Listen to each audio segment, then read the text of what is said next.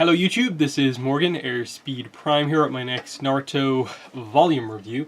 As part of my Airspeed Reads Naruto series, this one's going to be for volume 69 of the manga, which is called The Start of a Crimson Spring. Really nice cover on this one, with obviously Guy finally using the final gate, all 8 gates, and we have Lee as well on the side, as well as his father, Dai here. And then Naruto, of course, always present as well. This is an 11 chapter volume, which is weird in that, like, usually he only makes it, like, more than 10 when there's something that he needs to fit in at the end. Whereas, like, this cover is kind of oddly not particularly fitting for this volume in that this is, like, literally the last thing to happen in the volume. And you don't really even see the power of the 8 inner gates in this volume. It's that all that happens at the start of the next volume, so it's a little bit kind of mistimed in that this almost should have been 10 and then maybe make the next one 11 and include all of the guy stuff there plus what happens after that. But it is what it is. So 658 to 668, Biju versus Madara, Limbo, Hengoku, One True Heart, A Failed World, A True Ending, No Matter What, I'm His Father, The Current Me, The Two Mangekyo, The End to Blue Days, The Start of a Crimson Spring. So, interesting volume. Obviously the the guy stuff happens towards the end. It's his big chance to step up given what happens to Naruto and Sasuke in this volume, which in and itself is a pretty big moment of just kind of complete defeat of Naruto and Sasuke at the hands of Madara. Plus the continued, Obito is still quite important in everything that's happening, and we're getting towards, the end of the series now at this point. But where we start off with this volume is kind of continuing the whole idea of Gaara and Shukaku working together to try and seal away Madara. It obviously doesn't work. It seems like they've sealed him away, but he immediately breaks out. And we see obviously that Madara had targeted the tail beasts at the end of last volume, and immediately they all come to attack him. And so we get this really great kind of team up couple of pages here of all of the 9-tailed beasts, hitting them with their tails. And so I think combined that's 45 tails hitting him. So that's a pretty heavy attack, but he's still, he takes some damage, of course, because he's physical now. He's actually mortal. But he's so powerful, he's not taking a lot of damage. And he's obviously blind at this point as well. But he's just so skilled, he can kind of run off basically just instinct. But he very quickly gets one of the Rinnegan from White Zetsu. And we get the explanation on this, I think it's a little bit from now. Actually, yes, the next part I have kind of properly noted here. That obviously Obito has one of them, and he mentions that he's actually hidden the other eye. But White Zetsu found it, and that's why it's now in Madara's hand. So these are Nagato's eyes, which Obito was the one who retrieved them from Nagato's corpse a good few volumes ago at this point. So it's interesting that they're coming back into play. And it's important that they clarify this, because obviously with the whole Edo Tensei thing and the extra power they gave them, everyone had a Rinnegan, Sharingan type thing, but not all of them were real Rinnegan. So there's that. But yeah, Madara ends up summoning the, I think, Geto statue again, and the Geto statue obviously manages to chain down all of the tail beasts, and basically begins to suck them all back in, and we get this kind of last kind of nice moment with Shukaku and Gaara here, of just him noting that prior to Gaara, he did actually have one Jinchuriki, which he actually got on very well with, and it's just this idea of that it was this old man who basically he felt very similar to, in that they began to treat the old man Jinchuriki just as part of the monster, in that they quickly forgot his name, they only called him the old man. And the thing with him is that he had basically written on his hands these kind of two symbols, one for acceptance, one for heart. And the idea is that he kind of confirms to Shukaku that I believe one day you will have someone else like me who understands you. And he puts his hands together, and basically the symbol that is then formed is love, which is kind of, heart and acceptance together. But the next big thing to happen is that huge moment here Naruto gets Nine Tails pulled out of him. So this is a Jinchuriki, Biju extraction, and this is big because we obviously know, if everyone's been paying attention, this basically means that Naruto is going to die. They've already established that if you're an Uzumaki, you can survive for a decent amount of time after it being extracted. It's not an instant death like for most other people, but it is still a huge, huge blow here as Naruto kind of collapses to the ground. Gaara ends up kind of jumping in, saves him with sand, and he's just barely alive here. And we have Tobirama fighting Madara at this point in time, but Madara has the advantage. He just, we get that moment of just Gaara saying, "I'm not going to let you die, I swear it," as we kind of move on. And, Tobirama, I think, here notes that Sasuke is very much like Madara's brother, Izuna. And it's just this kind of moment of, like, the second Hokage having, like, faith and confidence in Sasuke. And this is his kind of attempt to counterattack against Madara. But what happens here is that Sasuke gets stabbed straight through, it looks like straight through the heart. So it's a pretty heavy damage that Sasuke takes here. And the idea is that our two, main characters here are effectively out of action here and on the verge of dying here. And that's kind of what kind of begins to happen next, as, all the stuff that's still left in play, like the Ten Tails and Madara begin to fight everyone else. We get Hinata figuring out what's happened to Naruto. Sakura comes over and tries to heal him, but the problem is that at this point in time, almost everyone is out of chakra. And then because of the nature of, like, a Biju extraction, there's no obvious way to heal Naruto, because, like, the implication is that the death isn't necessarily, like, caused by, like, a physical injury, but just that it's this pure, like, extraction of, like, energy, basically, pure chakra extraction from him, and it happening so suddenly. He's used to containing so much energy in his body, and now it's been, like, taken away. And we get this, joined panel of just Karin, who's come over to Sasuke, senses that Sasuke is going to die, and Sakura senses that Naruto is going to die, and so we get this quite important kind of moment here of just that everything's kind of going wrong at this point in time. And Karin's healing is kind of, can't really do anything here. Sakura's just about keeping Naruto alive by, like, literally, like, cutting him open and, like, kind of squeezing his heart to keep it pumping. And we get some, like, very, very notable moments here as Karin is revealed to have the same power as Kushina, where she can basically create the chains that can keep down kind of chakra monsters. But as all of this has happened, Madara now has, of course, all of the tailed beasts.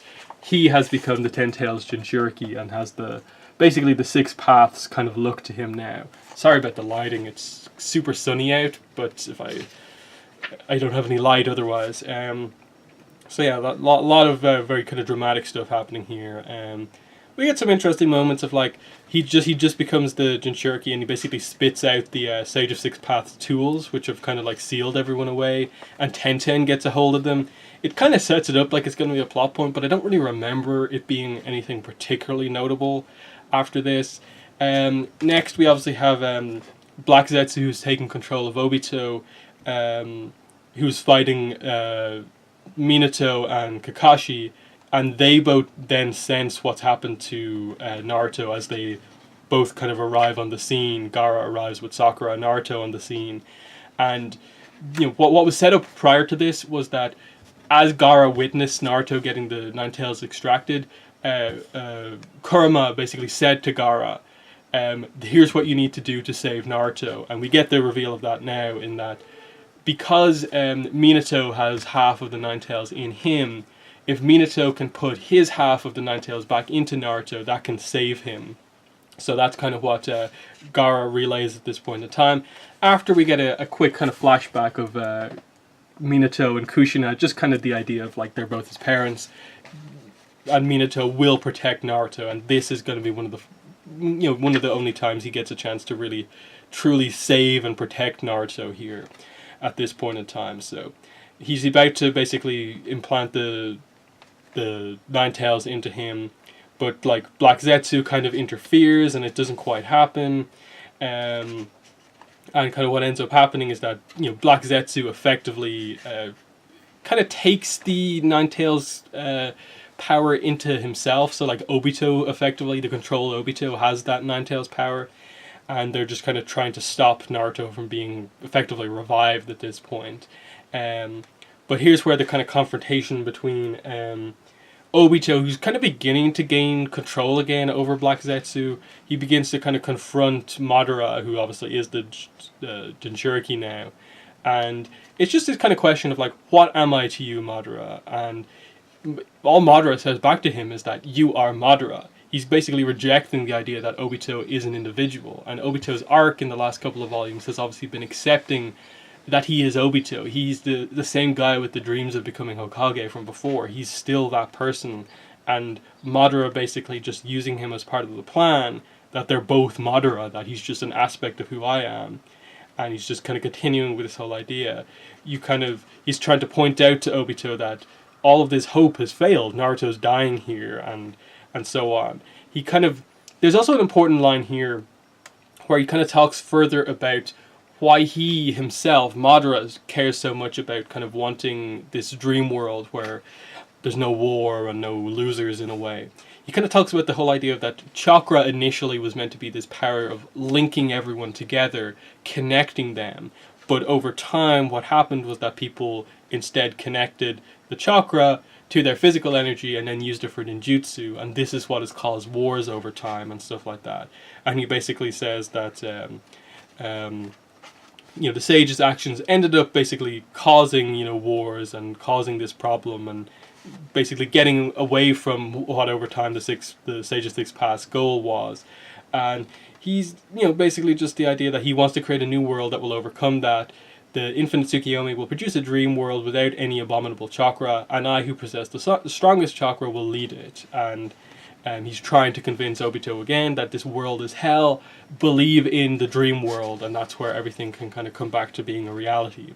So it looks like Obito's been convinced again, and he walks over to him.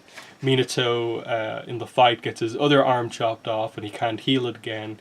But he goes over basically to shake Madara's hands and join up with him again, but instead stabs him in the stomach and basically tries to extract some of the other kind of bijus. And it's just the idea that this is the true moment of really Obito confirming to everyone that he is on the good guy's side at this point in time. And he says, those who lead others never step over their comrades' corpses, even if their own ends up being stepped on.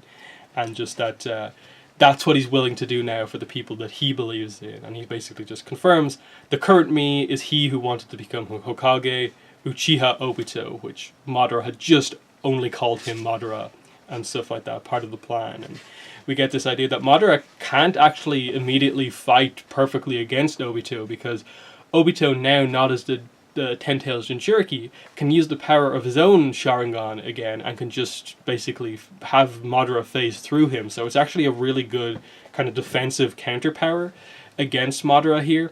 And as he begins to try and pull out all of this stuff, Kakashi, Kamui, Sakura, and Naruto into the space-time dimension. And the idea here is that what has to happen next is that Kakashi and Obito have to team up together for the first time in a long time and get Obito into the space-time dimension so he can implant the other half of the Nine Tails into Naruto. And it's this idea that Madara at this point is only really concerned and obsessed with the power of the Rinnegan, and is kind of diminishing the power of the Sharingan, especially the fact that he's now facing effectively the joint power of the two Kamui users here, in Kakashi having one eye, Obito having one eye. And it's this notable moment here of just the two of them working together here, as Madara is really, really like overthinking this situation. He's really planning the battle here, in that he's like, okay, either the way they're going to set this fight up is that Obito is going to fight me directly, and then Kakashi from distance is going to transport Obito into the other dimension, or Kakashi will do the fighting and Obito will transport himself. But instead what happens is they actually team up, and Obito uses his power on himself, and then Kakashi also uses his power on Obito at the same time, so it doubles the transfer speed, and just immediately Obito is warped into the space-time dimension, and kind of has to, there's a little bit of convincing here that he has to convince Sakura that he's actually good, and he does manage to implant the Nine Tails in Sakura, and Kakashi is basically saved on the outside from Madara by the arrival of Guy, who obviously confronts Madara here. And then we do catch up with the fact that there's someone mysterious who has arrived next to Sasuke and is doing something to him. And the reveal is that it's Kabuto. And we haven't seen Kabuto in a while. It's probably been like 4 or 5 volumes almost at this point. But clearly the last thing is that we knew of him is that he's obviously somehow managed to get out of the Izanami, isn't it? And he basically reveals that, he has no desire to kidnap Sasuke or do any of this stuff anymore. The Izanami helped him to realize that he didn't know who he was, and he's it's allowed him to kind of focus on where his home is. That, but through that jutsu, Itachi helped me realize that I am no other than Kabuto and where my home is. And it kind of refocuses him on that the orphanage is something that he actually really cares about. That is a huge aspect of Kabuto.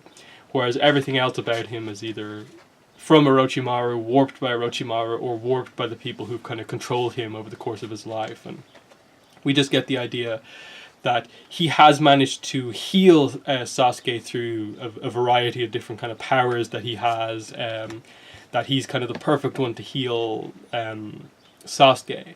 And I love the duality that they get across here, as he kind of shows it on this page here, of that Obito and Kabuto are the ones who are healing basically the two savior characters here, but they're both the characters who had lost their kind of place in this world and had kind of become villains over the course of time, and they're now the ones kind of both creating a path for the heroes to kind of prosper going forward. Just the idea that, that's right, both Obito and I thought we'd lost our place in this world and dragged everyone else into this, but I know who I am, I know what I must do, and that's healing Naruto, and for Obito it's healing, I said it completely backwards, for Kabuto it's healing Sasuke, for Obito it's healing Naruto. So the next big thing to happen is obviously that Guy steps up to fight Madara, and initially what he does is he activates up to the 7th gate, the Gate of Shock, which we have seen before. I think this is what he defeated Kisame with. And so he uses the same usual kind of thing he's done before, the Hirodora Afternoon Tiger technique, and it's one of those situations where Madara's like, he kind of respects Guy like already in a way, because he notes that anyone being able to do like the 800 gates is quite notable. But he does say, one short of the 8th gate of death, he insults me by not bringing out the red vapor, obviously, like, suggesting what exactly the nature of the 8th inner gate is. But there needs to be, like, a combination of, like, actions here, like, Minato thinks that he's going to have to do something to stop Guy from getting himself killed by only doing the 7th gate on Madara, but Lee comes in and basically saves Guy. He's used up to, I think he uses the 5th gate here, and then he uses the 8th gate later on. But he manages to get Guy out and more or less back to safety, and he kind of realizes very quickly here that basically he says, Konoha's wild blue beast is no more. It's time for the red beast to emerge. And he basically, it's this moment of, like, Lee immediately is just like, you really think it's time for that? As everyone knows basically what's about to happen.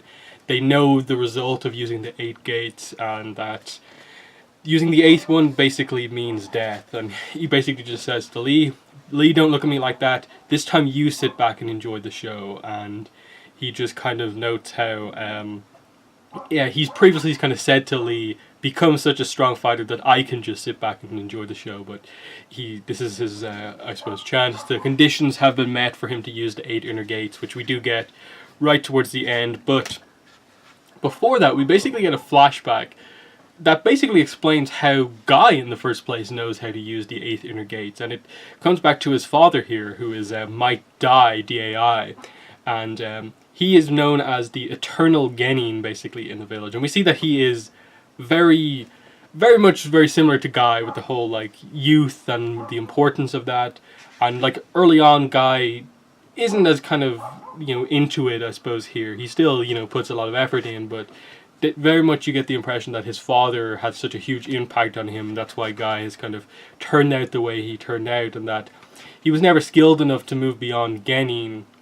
And everyone always kind of joked about it, that he's this really, really old Genin, and Guy even tries to stand up for his father, but is kind of like held back from really doing so.